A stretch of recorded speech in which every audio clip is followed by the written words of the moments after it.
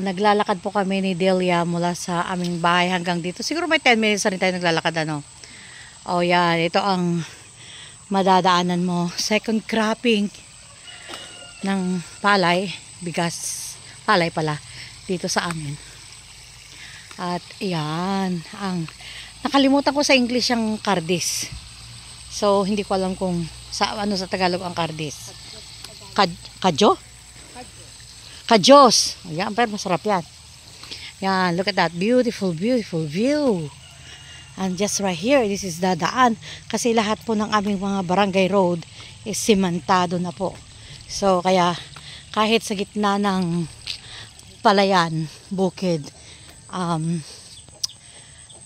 gitna ng bukid, pero sementado siya. Pero yan ang mong view. Ay, manong Jim? Hello. Dito balay mo? Hawa ka dyan daya gaya man.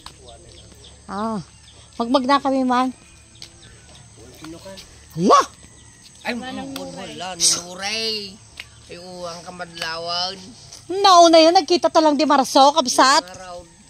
Apo na yun. Kalabaw ko. Magkikatagbalbalay ka dakol. Maditi dakol. Nangina. Narigat pa yung linisan.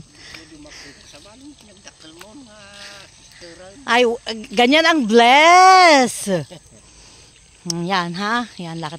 Tapos ayan ang bundok. Amon tinagan na natin ko bantay, manong. Awan ba tinagan na bantay? Uno bantay lang talaga. Ha? Red Mountain ang tawag dyan? So, kaya ito yung nagko-cover sa amin pag may mga malalakas na bagyo. Kaya hindi kami nababagyo ng malakas na malakas. Dito.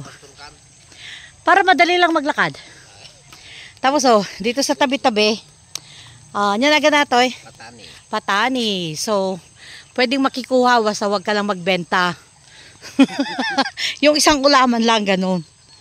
Pag nasa tabi ng kalsada.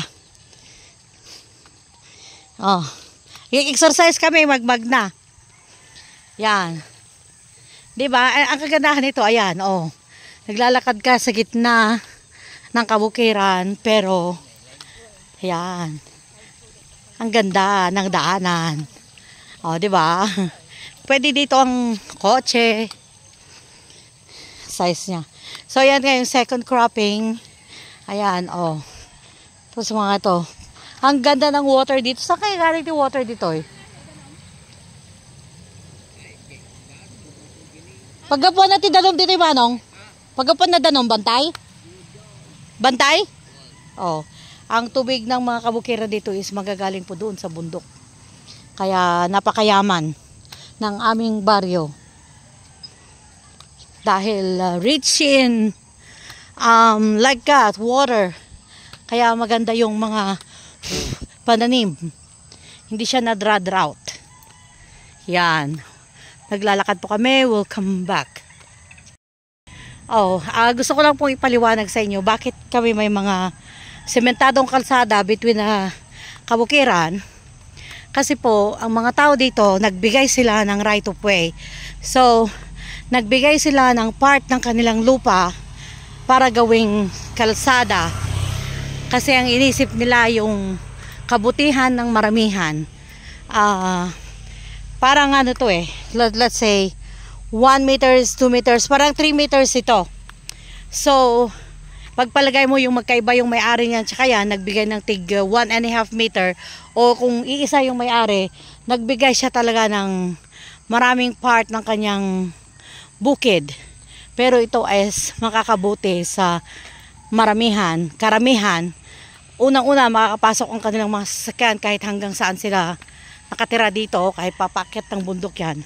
Pangalawa, ang kanilang mga produce, kanilang mga gulay, ang kanilang mga palay, madaling i-transport. Kasi meron itong mga kalsadang ito. So, hindi po lahat ng barangay ng Pugu is merong ganito between palayan. Maano lang po ang mga taga San Luis. They're very smart. Because instead na naging ganid sila at hindi magbigay ng lupa para gawing kalsada, nagbigay kasi at the end, ang end result niya is mas maganda. Yan, look at the water. See, very clean water. And this is coming from the mountain po. So ito yung tubig na, ayan, kaya maganda ang palayan sa gana sa tubig. Ayan o, bihira na nagdra-drought dito sa amin. Kaya ayan, this come from the mountain. Ang linis-linis po ng tubig. Oh, you see that? Yan, dito, yun po ang dito sa amin sa San Luis. Kaya yung mga wala kaming nawasa kasi ang mga source of water namin is nanggagaling ng bundok. Yan. Oh, see? Ang ganda. Ang ganda po. Ang sarap-sarap paglakad lalo't magang maaga.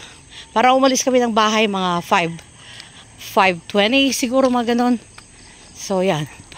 At hintayin nyo kung saan kami pupunta. Yan, sa ating din paglalakad, ayan, may mga suha. Kaya lang, maliliit pa to. Yung malapit sa amin na bahay na binibigyan kami lagi yun. Malalaki ng hinog na. Ayan, tignan nyo dito. Gabi, tinatanim sa mga tabi-tabi. Because, look at the water. See that? Free flowing water from the mountain. Ang tignan nyo yung ginagawa ng mga tao dito. Hindi nila po yan binabasurahan. See, wala kang makitang basura. Ang linis-linis ng kapaligiran. Wow, I am really so proud of this place. I'm really proud. Like, wala kang makitang mga basura. No plastics, nothing. O yan o. Yan, ganyan dapat. Sarap tularan ang barangay na to. Sa ganitong, itong ano na to ha, this part. Oh, yan oh. Oh. Pangkabuhayan ng buong Pilipinas. Bigas. Pero palay pa lang yan. Ganda. Ganda.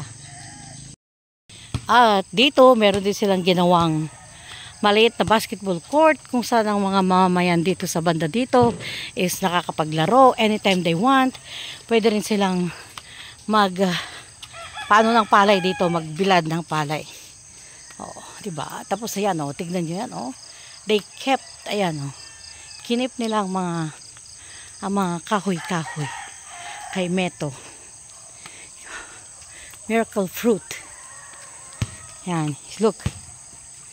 See? Oh. Oh. Then tignan nyo tuloy yung mga pato. Ay, kaninong bahay to? Danda-danda. Ganito po mga kabahayan dito sa amin.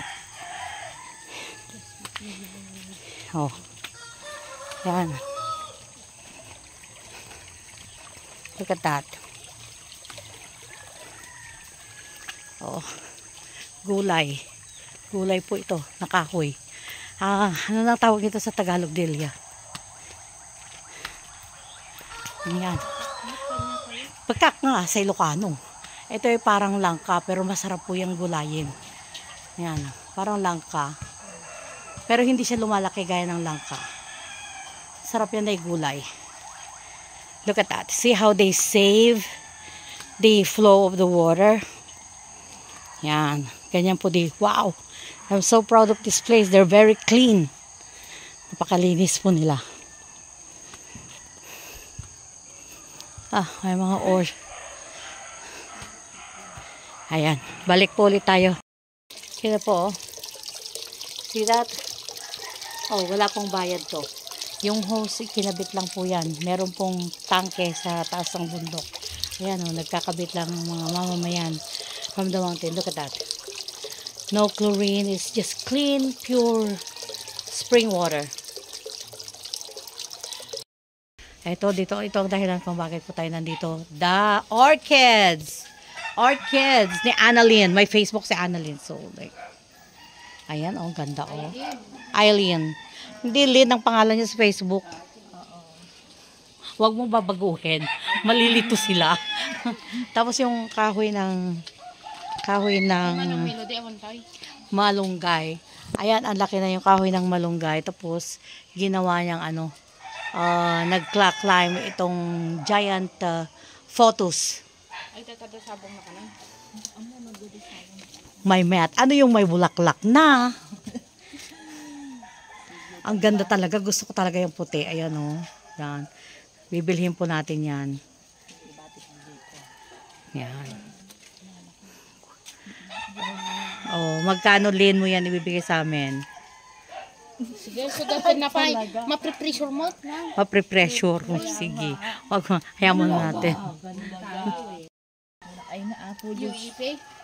haan iti Pan Pacific ay na ako. Di ba libre doon sa Pan Pacific?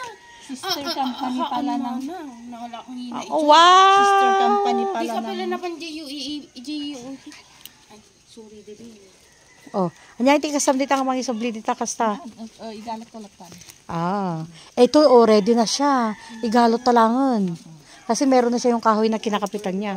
Yes, yes, ganyan. I love orchids. Iya panta di unog. No. Iya panta pa di unog manang. Continuous data kasi aga sa ringit na ito. Well, oo. Di ba may taniman tayo ng orchids na doon? Basta. Hindi pwede mo pa naman itali doon pero hindi pa tapos sa loob. Mainitan ija dato. Init daw. Hindi naman yung sensitive. Kukuha pa kami ng snake plant na bonsai naman siya na snake plant. So meron, ito na yung pang-apat na variety ng aking snake plant. Wow.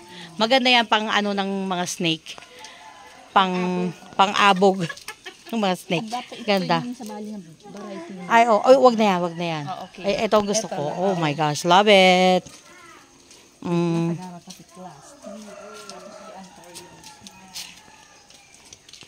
Hindi pa naman mabuhat yung anthurium. Wala.